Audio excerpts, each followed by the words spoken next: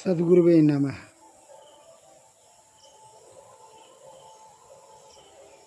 मूर्खों से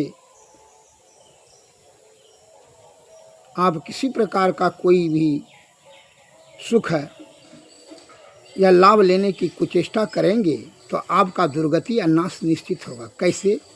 एक सेठ जी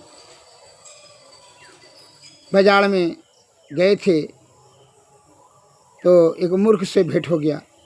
उसने सेठ जी से आरजू विनती किया कि सेठ जी हमको चलिए खाली खाना दीजिएगा, हम आपका सभी कार्य कर देंगे, किसी प्रकार का कोई हमको वेतन नहीं चाहिए।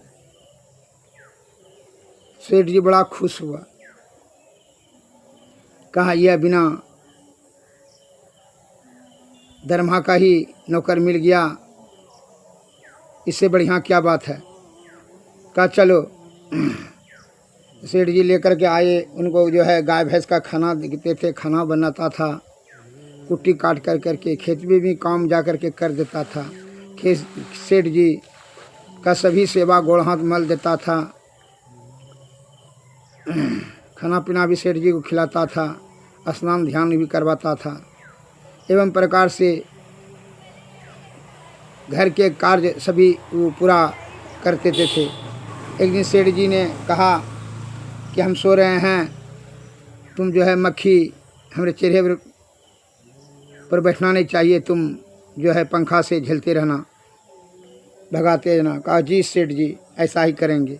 जब सेठ जी सो गए तो पंखा से वह झेल रहे थे कि भाई मक्खी नहीं बैठे। तो एक मक्खी था ऐसा सेठ जी के नाक पर आकर के बैठ गया, फिर उसको उड़ा दिया, फिर जो आकर के नाक पर बैठ गया। तो उसने मन में विचार किया, कहीं मूर्ख को ज्ञान नहीं, मन से ही विचारता है कि हमारा सेठ जी को यह मक्खी नाक पर ही आकर के कहाँ गंदा से जगह से नाक पर ही बैठता है, हमारे मालिक के नाक पर, तो मालिक तो क्रोधित हो जाएंगे। उसने उसी जगह पड़ा हुआ जो कुट्टी काटता था गड़ासी हथियार उठाया और कहा इसको मारिए देंगे, बस मक्खी को मारिए देंगे। वो जैसे मक्खी आया नाक पर बैठा, उस सलाख से वो मार दिया, मक्खी तो उड़ कर भाग गया, सेठ जी का नाक और मुंह सब कट गया, सेठ जी का मृत्यु उसी समय हो गया। अब इस प्रकार से उसका नाश हो गया।